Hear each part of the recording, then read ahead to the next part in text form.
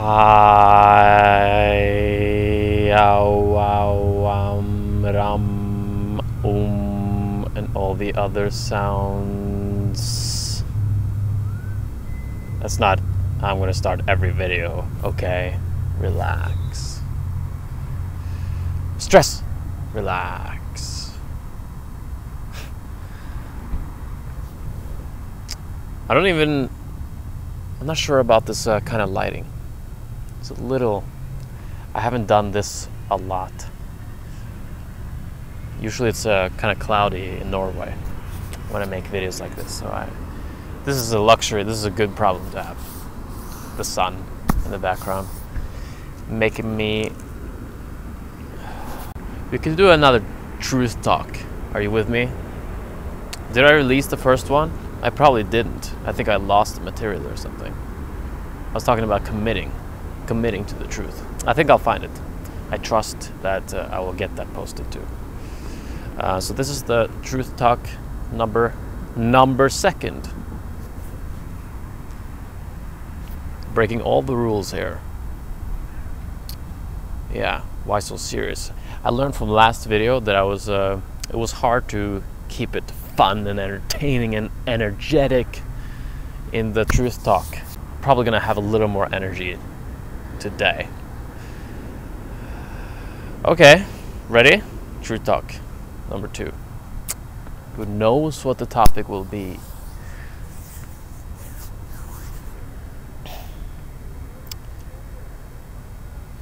What do I have in my heart now?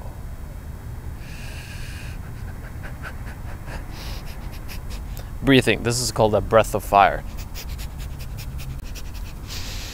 It's supposed to give you more Kundalini energy. The energy that you experience when you open the third eye and so forth. Energy from, I don't know where, but there's a release of energy, I think, because you see that you are not who you thought you were. I'm just going to put it right out there. But if you're already clicking because it says truth talk and you remember that phrase from Jed McKenna's spiritual enlightenment, the damnedest thing, then you're probably not that weirded out when I say something like energy out there. And when I say you're not who you think you are.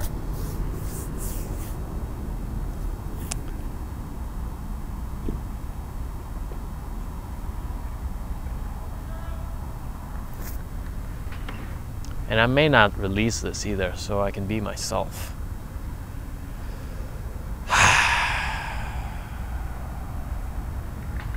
I should still be myself, even if I release it. Yes, that's a topic that I was thinking about on the way here.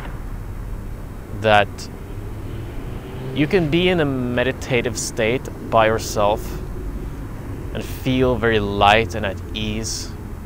And like there's no worries in the world because the news is not on and nobody is there to get you to do something or nag about something. There are no responsibilities like being thrown into your face. You're in peace, undisturbed.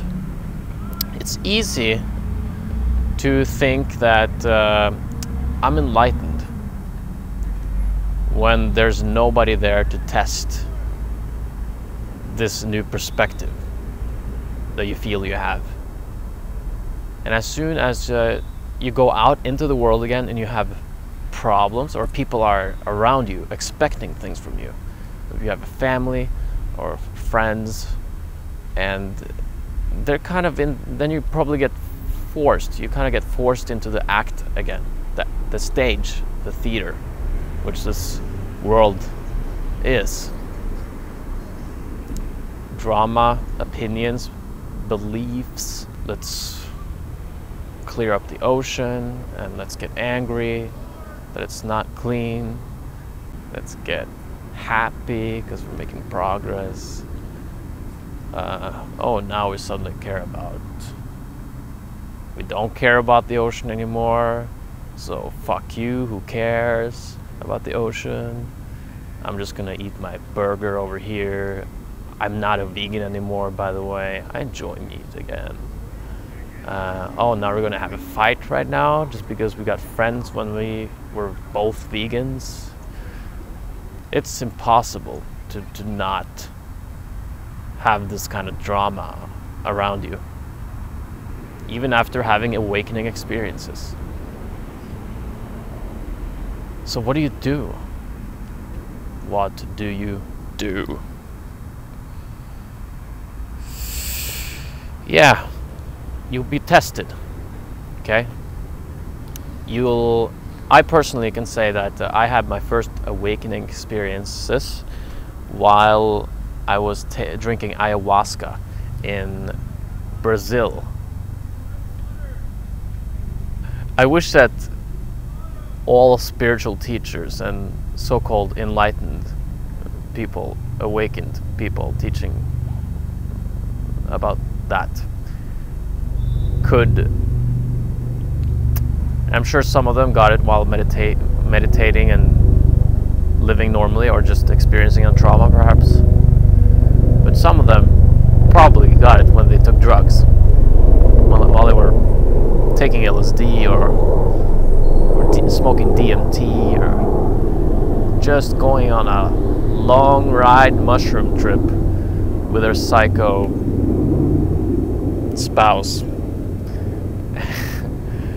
And then they saw it. The universe flashed them. I just wish that. I can't hold it a secret. So yes, it was through psychedelic drugs, but it lasted. So I never forgot what I saw. And it came back. It was like I've seen it now, and now I know what to look for. I know that it's not going to be out there in things and in ice cream and drugs and hot girls. It's going to be inside me. So I knew what to look for and where to look. And so then it started happening. I started believing, oh, it's possible. They're not kidding. Buddha was not joking. I've seen him in this experience. Pow! Okay? I was convinced that nobody except Jesus and Buddha had seen what I saw there.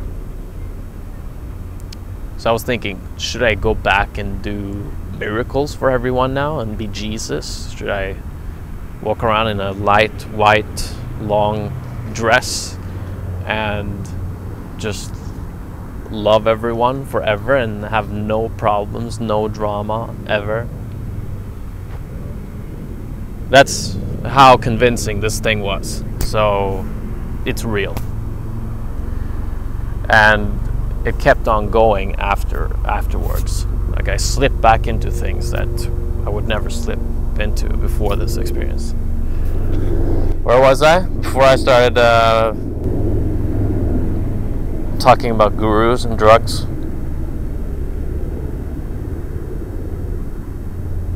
Yeah, it's very easy to say that, yeah, I'm enlightened, guys. Okay, so what do you want to know? It's very easy to say that after having an experience like that and then being in a cloister all your life. Where, okay, there are people there who could test you all the time, but if you're the guru, if you're the boss, you're setting the standard and all the rules. You're not out there doing things that you suck at, that you somehow have to do if you want to stay, unless you want to stay in the cluster. But then that enlightenment inside a cluster isn't the same necessarily. I mean, you can't really prove it until you've been out there with people who can not relate to you whatsoever, who will keep testing you and keep reminding you, or keep trying to pull you back into the play again. So I hope I'm not disturbing the mic too much, but yeah, there's testing. You will get tested. And while, let's say, 60% or 40% of the total awakening happens while you're doing mushrooms and meditating, maybe the rest of it, 30-40% of the rest, so that you can actually live here while being kind of unaffected, or very little unaffected by your environment. About people who have never, cannot relate to that, can only relate to beer and football and politics. You know, when you have those people around you and you can still keep your shtick and be yourself, like, that should be the goal, right?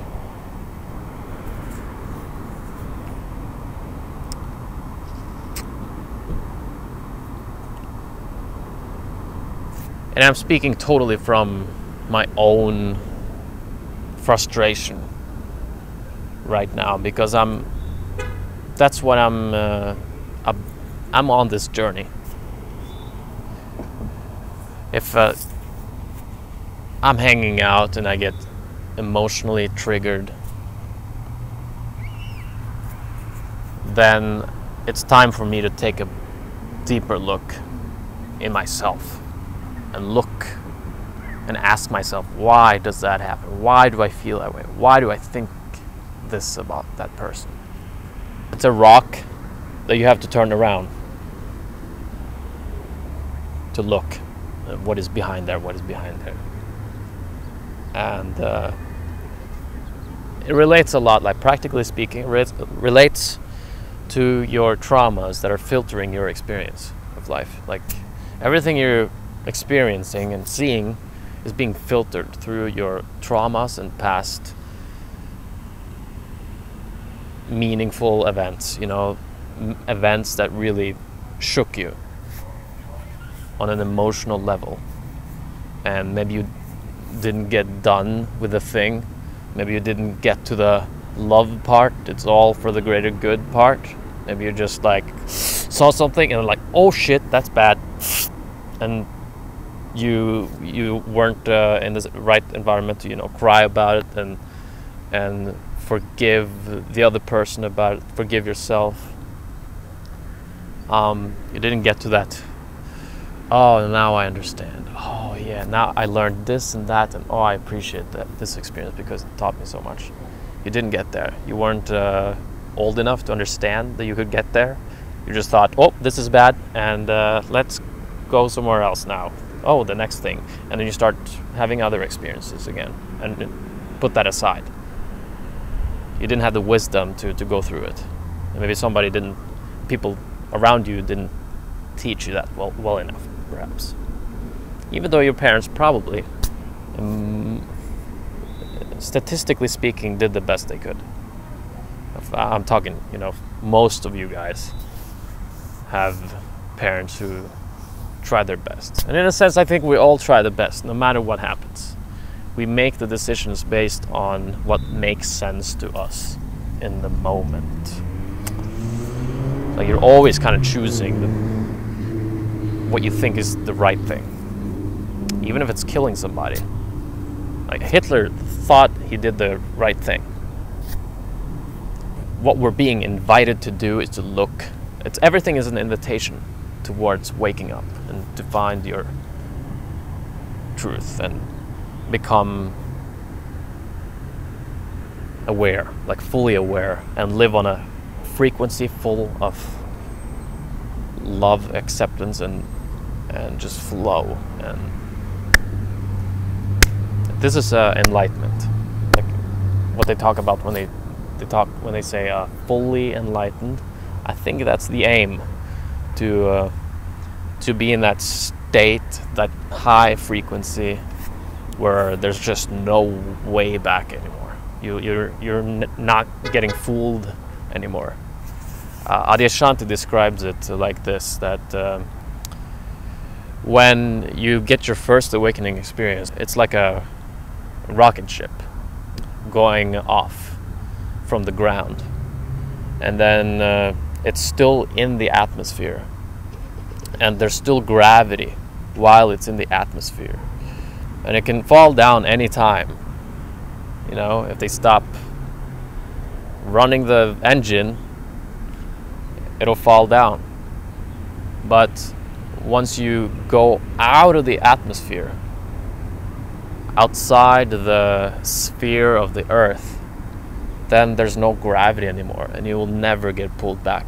You're not going to get pulled back towards the Earth anymore. And that's how I thought that was a great description on how awakening works. And I was really happy hearing that.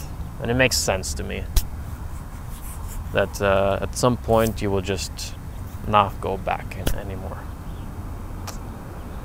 And you'll be that, everything. And you won't have, you won't feel threatened. Perhaps. I haven't been there. But I like the description, at least. After the awakening experience, you can keep being pulled back until you've gone so far that you tip over and there's no way back anymore. You just live there. It's like the heaven of earth, heaven upon earth. Didn't Jesus say that?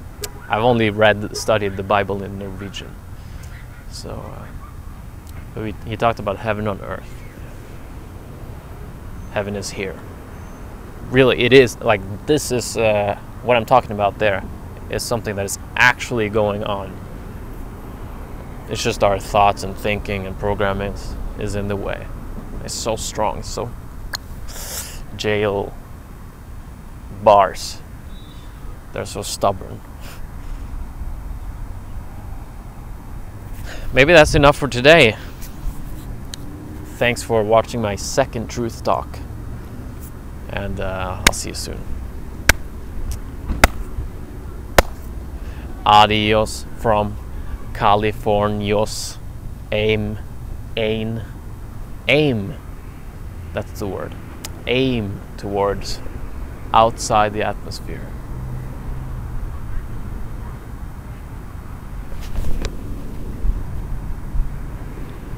Didn't disappear. Okay, I'm gonna transcend now. See ya.